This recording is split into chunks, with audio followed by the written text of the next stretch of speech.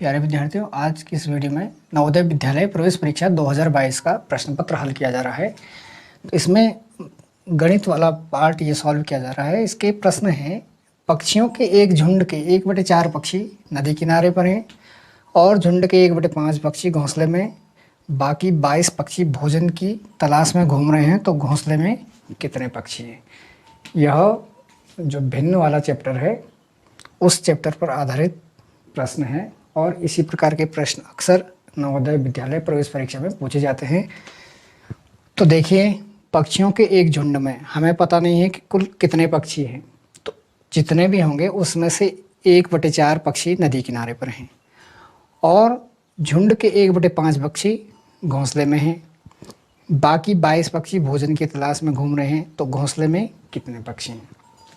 तो चलिए पहले तो पक्षियों की संख्या को मान लेते हैं। हमें तो पक्षियों की संख्या पता नहीं है, ये अननोन है, तो इसे कुछ वेरिएबल मान लेते हैं, कुछ संख्या मान लेते हैं। माना पक्षियों की कुल संख्या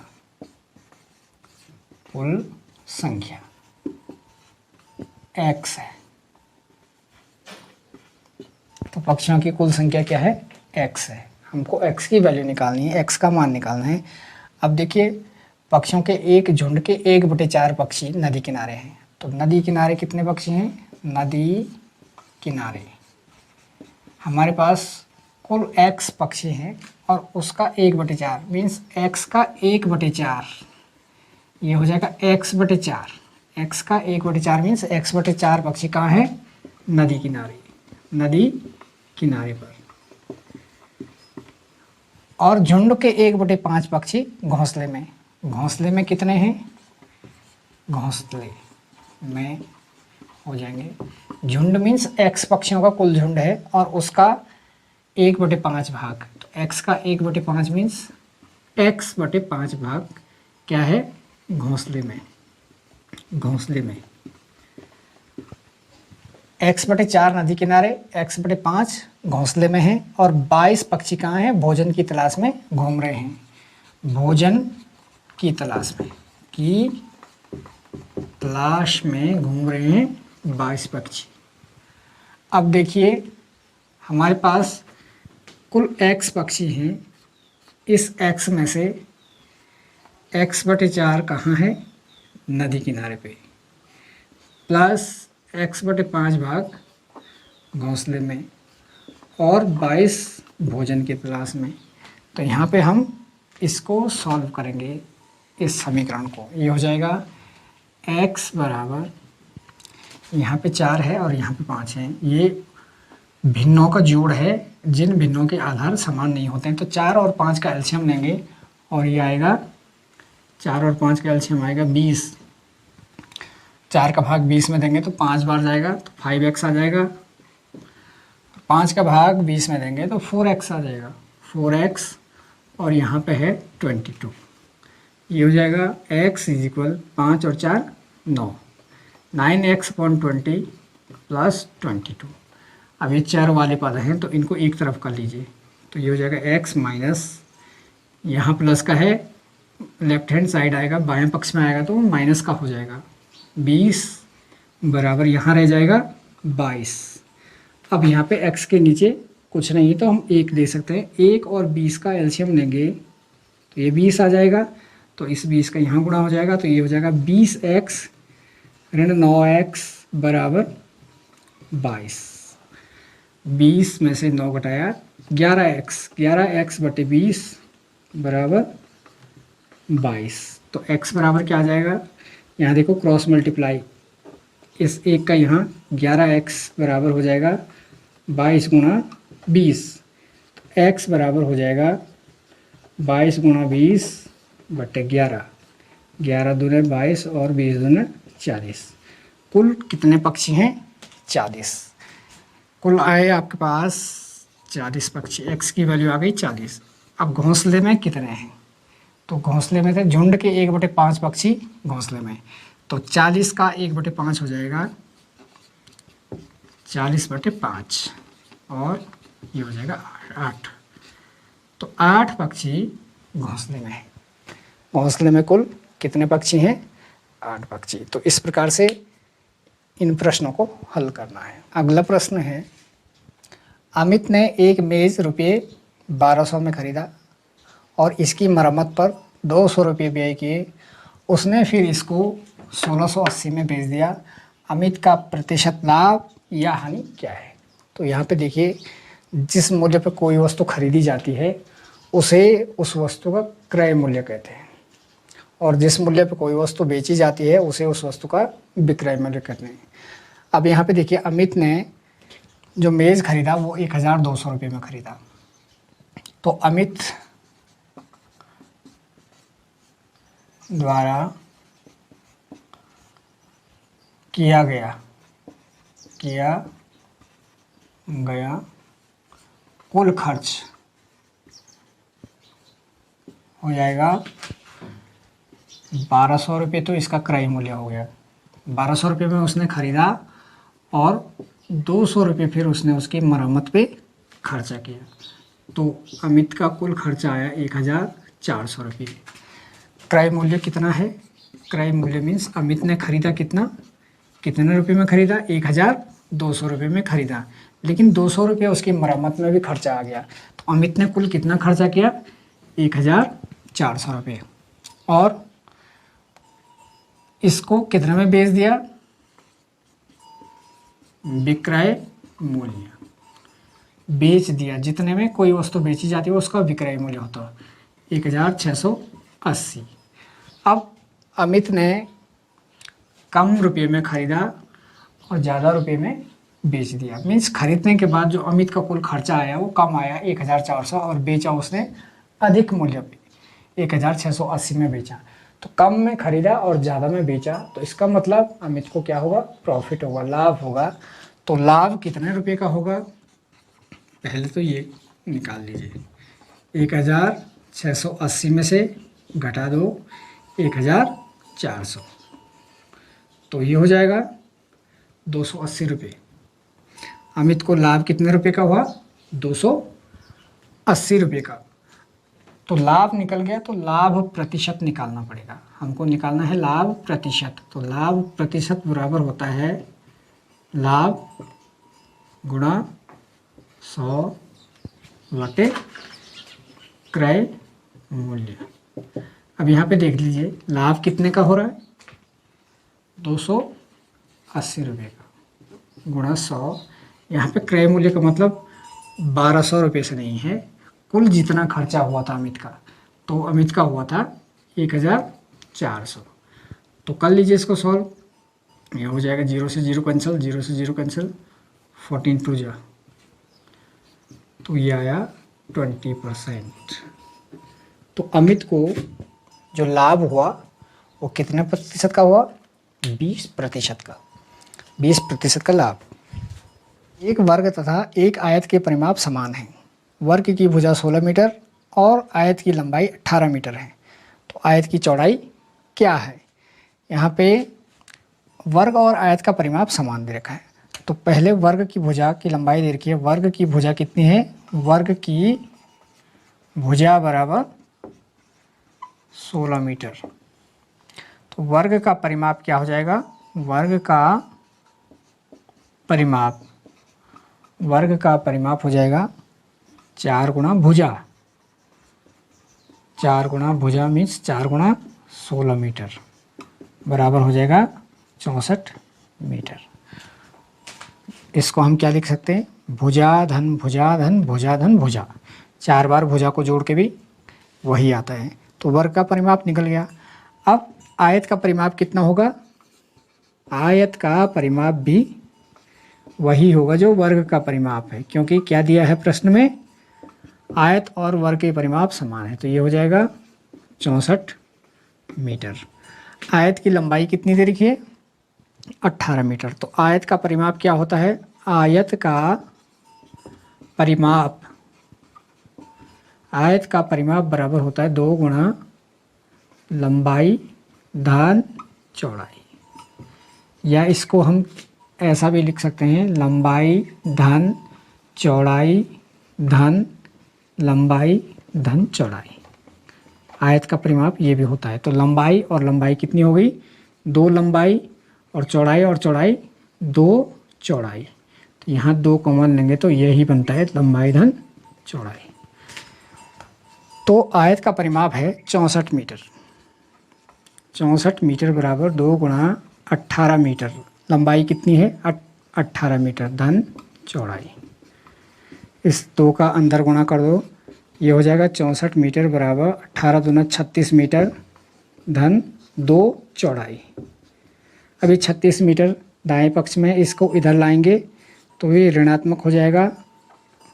64 मीटर माइनस 36 मीटर बराबर 2 चौड़ाई ही यहाँ रह जाएगा, ये इधर आ जाएगा, ये वाला भाग बाएं पक्ष में आ जाएगा। तो ये धनात्मक था, इसके जिसके आगे कोई साइन नहीं होता प्लस का होता है, धनात्मक होता है। यहाँ आया बाएं पक्ष में तो ऋणात्मक हो गया। तो 64 में से 36 घटा दो, ये आया 28 मीटर।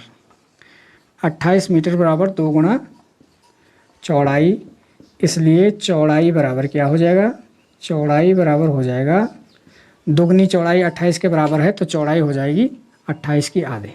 ये 2 इसके नीचे आ जाएगा। 28 मीटर बटे 2 बराबर 14 मीटर। तो आयत की चौड़ाई हो जाएगी 14 मीटर।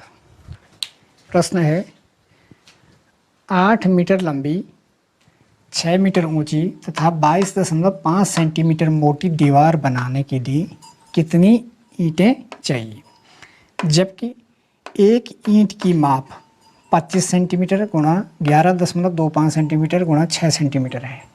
तो यहाँ पे जो दीवार होगी उसका भी अपना आयतन होगा, और दीवार का आयतन, जो ईंट होगी उसका भी अपना आयतन होगा। तो यहाँ पे क्या होगा, दोनों घनाभ के आकार की होगी। ईंट भी क्या होती है, घनाभ के आकार की, और घनाभ का आयतन क्या होता है, L into B into H, लंबाई गुणा चौड़ाई गुणा ऊंचाई, और दीवार का आयतन भी। तो हमें ईंटों की संख्या निकालने के लिए क्या करना पड़ेगा, दीवार के आयतन को, दीवार के L into B into H को हमको ईंट की L into B into H से भाग देना पड़ेगा। लेकिन उससे पहले यहाँ पे लंबाई मीटर में दे रखी है, मीटर में दे रखी है, और यहाँ सेंटीमीटर में दे रखी है, और ईंट की जो माप दे रखी है वो सारी किस में है, सेंटीमीटर में है। तो सबसे पहले हमको इनको एक ही इकाई में बदलना पड़ेगा। अब मीटर और सेंटीमीटर में क्या रिलेशन होता है, 1 मीटर बराबर क्या होता है, 1 मीटर बराबर होता है 100 सेंटीमीटर। 1 मीटर में क्या होता है, 100 सेंटीमीटर। तो लंबाई कितनी हो जाएगी, दीवार की लंबाई हो जाएगी 8 गुणा 100 बराबर 800 सेंटीमीटर। 800 सेंटीमीटर। चौड़ाई हो जाएगी, ऊंचाई 8 मीटर लंबी, 6 मीटर ऊंची, और अच्छा मोटाई दे रखी है, मोटाई या ऊंचाई, तो ये दे रखी है ऊंचाई, दीवार की ऊंचाई दे रखी है, कितनी दे रखी है, 6 मीटर। 6 मीटर मतलब 6 गुणा 100 बराबर 600 सेंटीमीटर, और मोटाई तो सेंटीमीटर में ही है। अब ईंटों की संख्या, दीवार बनाने के लिए कितनी ईंटें चाहिए, तो ईंटों की संख्या कैसे निकलेगा, ईंटों की संख्या बराबर हो जाएगा दीवार का आयतन बटे ईंटों का आयतन।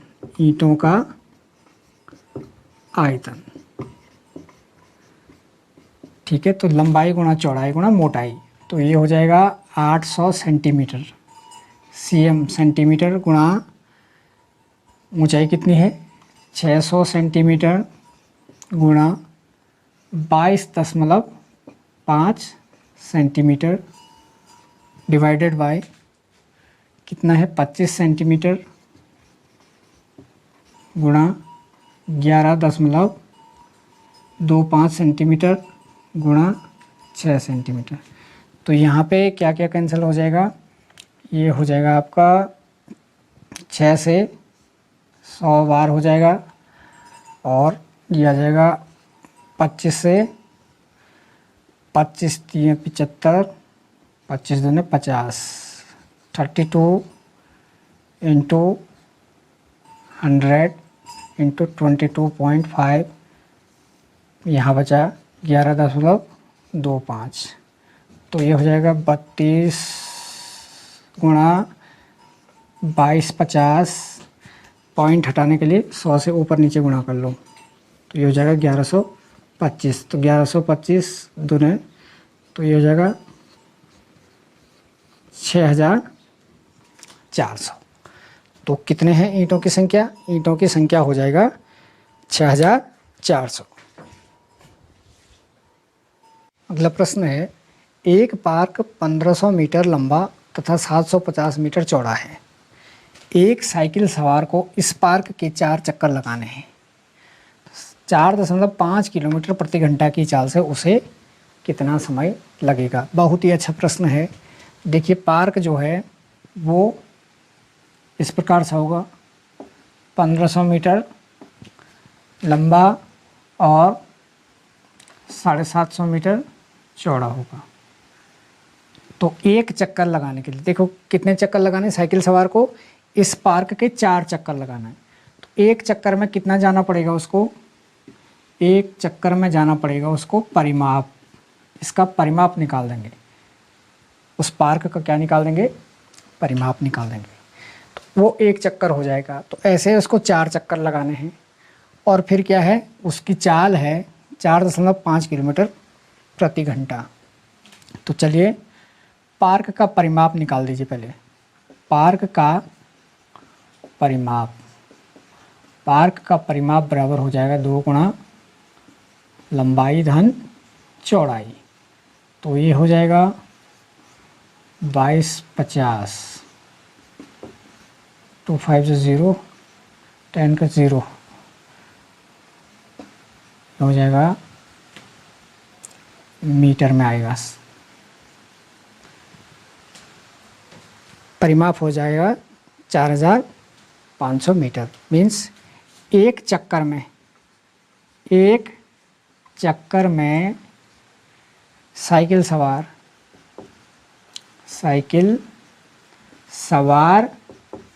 द्वारा तय दूरी कितनी दूरी तय करेगा? 4500 मीटर। तो 4 चक्कर में कितना जाएगा? 4 चक्कर में हो जाएगा 4500 गुणा 4 बराबर 4 5 20 0 2 करे 4 4 6 इंटू 18। तो ये हो जाएगा एक चक्कर में 4500 मीटर जाएगा। तो 4 चक्कर में कितना जाएगा? 18000 मीटर में आ जाएगा। 18000 मीटर। यहाँ पे समझिए भाई, एक पार्क इतना मीटर लंबा और इतना चौड़ा है। साइकिल सवार को इस पार्क के 4 चक्कर लगाने, मीन्स इसका परिमाप निकालेंगे और उसको 4 से गुणा कर देंगे, क्योंकि एक चक्कर कितना होगा? यहाँ से यहाँ जाएगा, यहाँ से यहाँ, यहाँ से यहाँ, यहाँ से यहाँ। तो ये एक चक्कर पूरा हुआ। तो 4 चक्कर में उसको जाना पड़ेगा 18000 मीटर। अब यहाँ पे चाल दे रखी है वो किलोमीटर प्रति घंटा में दे रखी है।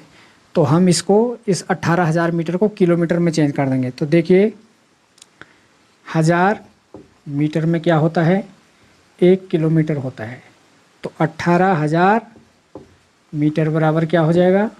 18000 में भाग दे दीजिए 1000 का, 18 किलोमीटर। अब यहाँ पे देखिए हमको समय निकालना है। तो समय बराबर होता है दूरी बटे चाल। समय बराबर दूरी बटे चाल। और दूरी कितनी है? 18 किलोमीटर। और चाल कितनी है? 4.5 किलोमीटर प्रति घंटा, किमी प्रति घंटा। तो चलिए देखिए 18, ये दशमलव हटाने के लिए 10 से ऊपर नीचे गुणा कर दीजिए, ये आ जाएगा 45। ये कट रहा 15, तो ये 45, 15 एकम 15, 15 30, 4 घंटे। कितना समय लगेगा उसको? 4 घंटे लगेंगे।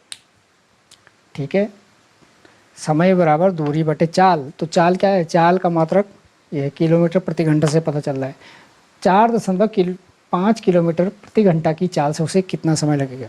तो समय बराबर दूरी बटे चाल, दूरी में चाल का भाग दे दिया और यहाँ पे दशमलव था, दशमलव हटाने के लिए हमने ऊपर 1 0 बढ़ा दिया, यहाँ से दशमलव हटा दिया, तो 45 का भाग 180 में, तो ये 4 घंटे आ जाएगा। यदि 15 ऋण 15 भागा 15 गुणा 6 बराबर x, यदि 15 minus 15 divided by 15 into 6 is equal x, तो x का मान क्या है। तो यहाँ पे ये बोर्ड मास का क्वेश्चन है, ब्रैकेट नहीं दे रखा, ऑफ नहीं दे रखा है और डिवाइड दे रखा है, भाग दे रखा है। तो सबसे पहले हम यहाँ पे क्या करेंगे, जब यहाँ पे कोष्टक नहीं है, का नहीं है, तो हम भाग पे जाएंगे। तो भाग किन दो पदों के बीच है, इन दो पदों के बीच, ठीक है। तो ये हो जाएगा 15 ऋण 15 और 15 के बीच क्या है, भाग है, गुणा 6 बराबर x। बहुत ही सरल सवाल है ये। तो ये हो जाएगा 15 ऋण 15 का भाग 15 में एक बार जाएगा और उस एक का 6 से गुणा हो जाएगा। तो 15 ऋण 6 बराबर x मीन्स 9 बराबर x। तो x का मान कितना आ जाएगा, 9 आ जाएगा। x का मान आ जाएगा 9। नेक्स्ट क्वेश्चन है 0.9 डिवाइडेड बाय ब्रैकेट 0.3 इंटू 0.3 का मान क्या है। 0.9 भागा 0.3 गुणा 0.3 का मान क्या है। तो ये हो जाएगा आपका 0.9 डिवाइडेड बाय ब्रैकेट। तो पहले ब्रैकेट बोर्ड मास ब्रैकेट, पहले ब्रैकेट कोष्टक को ओपन कर दीजिए, तो उससे अंदर के जो गुणा है उसको कर दीजिए। तो ये आ जाएगा 0.3 गुणा 0.3, तो ये आ जाएगा 3 3 9 होता है। दशमलव का एक स्थान यहाँ है, एक स्थान यहाँ है, तो कितने स्थान हो जाएंगे, 2 स्थान हो जाएंगे। अब दे दीजिए भाग, किस में भाग देना है, 0.9 में भाग देना है 0.09 से। तो देखिए यहाँ पे दशमलव के 2 स्थान हैं, तो 100 से गुणा ऊपर और नीचे कर दीजिए।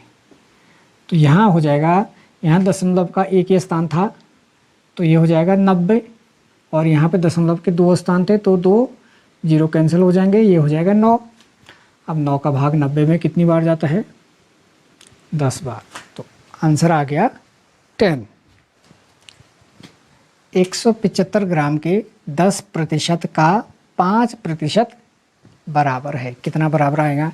सबसे पहले देखिए प्रतिशत का मतलब होता है 1/100। अब देखिए ये क्या है, 175 ग्राम के 10%, प्रतिशत का मतलब 1/100, का मतलब गुणा, 5% का मतलब 1/100।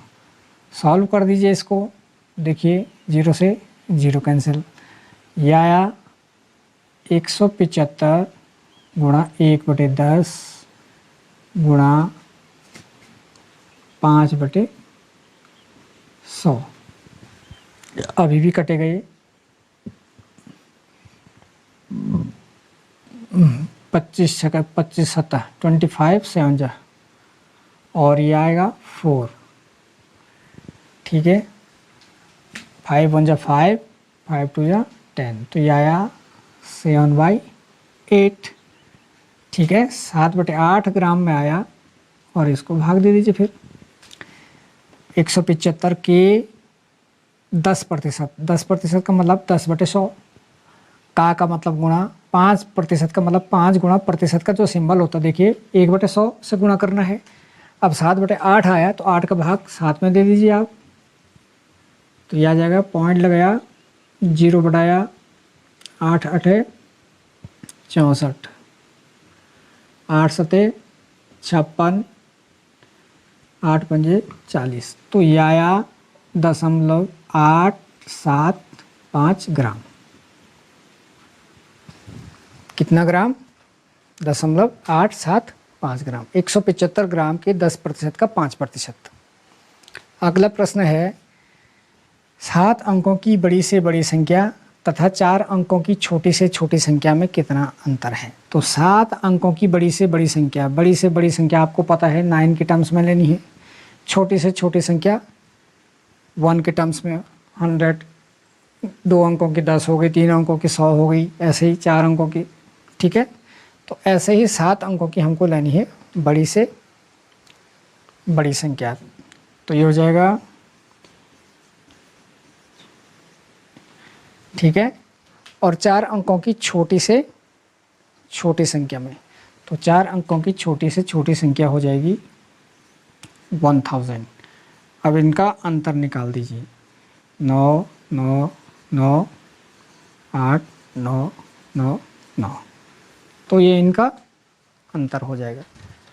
x का वह मान जिसके लिए निम्न समीकरण सत्य है, x का वह मान जिसके लिए निम्न समीकरण सत्य है, मीन्स ये है 3 सही 7/11 गुणा 11/5 डिवाइडेड बाई 3/7 गुणा x बराबर 4/3। हमें यहाँ पे x का मान निकालना है। तो चलिए, ये बोर्ड मास का ही क्वेश्चन है, ब्रैकेट पहले सॉल्व करते हैं उसमें। तो ये हो जाएगा, इसको कैसे सॉल्व करते हैं, ये मिश्रित भिन्न है, 11 गुणा 3 और धन 7, तो 11 3 33 और 7 40, 40/11 गुणा 11/5 भागा 3 गुणा x कितना हो जाएगा, 3x/7 बराबर 4/3। 11 से 11 कैंसिल, 40/5 डिवाइडेड बाई 3x/7 बराबर 4/3। तो यहाँ पे भिन्नों का भाग मैं बता चुका हूँ किस प्रकार से किया जाता है। 40/5, ये जो बाद वाली भिन्न होती है तो ये गुणा होके और इसका जो हर है वो अंश में आ जाता है, ये हो जाएगा 7/3x बराबर 4/3। यहाँ पे 5 से 40 कट जाएगा, 5 8 40 और 8 7 56, 56/3x बराबर 4/3। तो ये हो जाएगा 56/3x बराबर 4/3। यहाँ पे वज्र गुणा कर दो, इस 3 का यहाँ गुणा कर दो और इसका वहाँ गुणा कर दो, तो ये हो जाएगा 56 गुणा 3 बराबर 3x गुणा 4। इसलिए 56 गुणा 3 बटे ये 3 और 4 को नीचे ले आओ हमको, क्योंकि x का मान निकालना है, यहाँ रहने दो केवल x। तो ये हो जाएगा 3 से 3 कैंसिल और 4 से 14 टाइम, तो x बराबर कितना आ जाएगा, x बराबर आ जाएगा 14, x बराबर 14। प्रश्न है 6 अंकों की बड़ी से बड़ी संख्या तथा 5 अंकों की बड़ी से बड़ी संख्या का अंतर है। तो 6 अंकों की बड़ी से बड़ी संख्या के लिए 9 के टर्म्स में 6 अंकों की बड़ी से बड़ी संख्या और 5 अंकों की बड़ी से बड़ी संख्या का अंतर, 5 अंकों की बड़ी से बड़ी संख्या, इनका अंतर निकाल दीजिए। तो ये हो जाएगा 0 0 0 0 0। तो ये हो जाएगा 6 अंकों की बड़ी से बड़ी संख्या और 5 अंकों की बड़ी से बड़ी संख्या का अंतर। अब है प्रश्न, निम्न में कौन 25 के बराबर नहीं है, मीन्स इसमें हल करके कौन 25 के बराबर नहीं आ रहा। तो यहाँ पे देखिए 50 ऋण 100 में 4 का भाग दीजिए 25, और 50 में से 25 घटाएंगे तो ये कितना आएगा, 25 ही आएगा। 100 में 4 का भाग देंगे तो 25 चौको 100, 25 आएगा यहाँ पे। 50 में से 25 घटाएंगे तो 25, तो इसका आंसर तो 25 ही आ रहा है। 20 और 20 में क्या जोड़ना, 4 का भाग दे दो 20 में, 4 पंजे 20 और 20 और 5 25, ये भी 25 के बराबर आ रहा है। यहाँ पे देख लीजिए 10 धन 5 गुणा 2 10, 10 और 10 20 और 10 में से 5 घटाए 5, तो 20 और 5 25। तो डी वाला हो जाएगा, ये कितना आ रहा है, ये आ रहा है 24 धन 2 एकम 2, ये 26 के बराबर आ रहा। तो इसका ऑप्शन हो जाएगा 26। अगला प्रश्न है, हल करें। 3/8 को भाग देना है 5/3 ऋण 1/6 और धन 5/8। तो सबसे पहले ब्रैकेट को हल करेंगे। तो यहाँ पे क्या हो जाएगा, 3/8 डिवाइडेड बाय 5/3 और 1/6 का एलसीएम कितना होगा, 6 होगा, क्योंकि एलसीएम बहुत छोटी से छोटी संख्या होती है जिसमें दोनों का पूरी बार भाग चला जाता है। तो 6 में 6 का भी चले जाता है और 3 का भी चले जाता है, तो 6 एलसीएम आ जाता है। 3 का भाग 6 में कितनी बार जाएगा, 2 बार, 3 दूनी 6, उस 2 का 5 से गुणा करेंगे और 6 का 6 में 1 बार भाग, धन 5/8। 8। तो ये हो जाएगा 3/8 डिवाइडेड बाई 5 दूनी 10 और ऋण 1, 9/6 और धन 5/8। तो ये हो जाएगा, इन दोनों के बीच डिवाइड कर लो। 3/8 जब दो भिन्नों का भाग होता है तो क्या होता है, गुणा होके दूसरी वाली भिन्न उलट जाती है। 6/9 धन 5/8। 3 से कटेगा 3 दूनी 6, 3 तिया 9, 3 दूनी 6 और 8 तिया 24। 6/24 आए धन 5/8। तो यहाँ पे भी फिर कैंसिल हो रहा है। 6 1 6, 6 4 24। तो यह 1/4 धन 5/8। इनका लॉस ऑफ आएगा 8। 4 का भाग 8 में कितनी बार जाता है, 2 बार। 4 दूने 8 धन 5। तो ये आ जाएगा 7/8। बहुत ही आसान प्रश्न था ये। अगला प्रश्न है 45, 60 व 75 का HCF और LCM का योगफल क्या है। तो चलिए पहले इनका HCF हाईएस्ट कॉमन फैक्टर, इसको हम बोलते हैं मौ शौ प। तो इनका महत्तम समापवर्त निकाल दो। तो 45 के फैक्टर निकाल दो, 3 3 9 5 45। 60 के निकाल दो, 2 दूनी 4, 3 12 5 60। और 75 के 3 गुणा 5। अब यहाँ देखो इनका मॉस ऑफ क्या हो जाएगा, मॉस ऑफ क्या होता है, जो फैक्टर इन तीनों में कॉमन होगा। 3 यहाँ भी है, यहाँ भी है और यहाँ भी है, तो 3 आ जाएगा। 5 यहाँ भी है, यहाँ भी है, यहाँ भी है, तो 5 आ जाएगा। तो यहाँ 1 5 और है, लेकिन यहाँ 1 ही है, तो बाकी कुछ नहीं आएगा। जो कॉमन चीज़ है वो आ जाएगी। तो मॉस ऑफ आया 15। अब एलसीएम निकालो इनका, लॉस ऑफ बोलते हैं जिसको, लघुत्तम समापवर्त। लॉस ऑफ 45 का, 60 का और 75 का। तो देखिए कितना हो जाएगा ये 60 है, 2 से भाग दीजिए, सम संख्या है। तो 45 2 से 60 में 30 बार, 75 में नहीं जाएगा। जिसमें नहीं जाएगा तो उसको रहने दीजिए। अभी 2 से भाग जा सकता है, 2 से 15, 75। अब ये 3 से डिवाइड होंगे, 3 से 15 टाइम। यहाँ पे केवल भागफल लिखा जाता है। 3 पंजे 15 और 25 तिया 75। फिर 5 से जाएगा, 5 तिया 15 और 5 एकम 5, 5 पंजे 25। फिर 3 से जाएगा, 3 एकम 3, 5 रह जाएगा। फिर 5 से जाएगा और ये आपका एलसीएम हो जाएगा कितना, 5 तिया 15, 4 5 3 15 3 60। ये हो जाएगा आपका 25 25 75 150 400 900। ये आ जाएगा आपका 900। इनका मल्टीप्लाई करेंगे तो कितना आ जाएगा, 900 आ जाएगा। अब क्या था प्रश्न में, HCF और LCM का योगफल। HCF धन LCM बराबर हो जाएगा 900, ये LCM है, और 15 HCF। तो आपका आंसर हो जाएगा 915। कितने वर्षों में रुपये 1200 की धनराशि 5% वार्षिक साधारण ब्याज दर से 1800 रुपये हो जाएगी। हम जो पैसा बैंक में जमा करते हैं वो होता है हमारा मूलधन, और कुछ समय बाद जो बढ़ के राशि मिलती है उस पैसे में ब्याज पूछा गया है। साधारण ब्याज दर से 1800 रुपये हो जाएगी। तो हमको क्या निकालना है, यहाँ पे समय निकालना है। तो चलिए पहले साधारण ब्याज कितना होगा। साधारण ब्याज 1200 रुपये जमा किया था और 1800 रुपये मिल गया, तो कितना ब्याज की राशि कितनी हुई, 1800 में से क्या कर देंगे, 1200 घटा देंगे। तो कितनी हुई ब्याज की राशि, 600। अब एक सूत्र है, साधारण ब्याज बराबर होता है मूलधन गुणा दर गुणा समय भागा 100। मूलधन क्या होता है? जिस रुपये को हम बैंक में जमा करते हैं वो मूलधन होता है। अब ब्याज कितना आया था? साधारण ब्याज आया था 600 रुपये।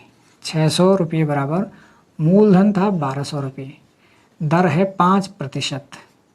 समय हमको पता नहीं और इसको भाग देना है 100। इससे ये कैंसिल हो गया तो ये आ गया 600 बराबर 12 पंजे 60 गुणा समय। तो यहाँ पे समय बराबर क्या हो जाएगा? 600 भागा 60 10। तो समय आ गया 10 वर्ष। समय बराबर 10 वर्ष। एक अन्य संख्या C से 10% कम है तथा C 150 से 5% अधिक है तो B का मान ज्ञात करना है। तो देखिए पहले C दे रखा है। C क्या है? C जो है 150 से कितना अधिक है?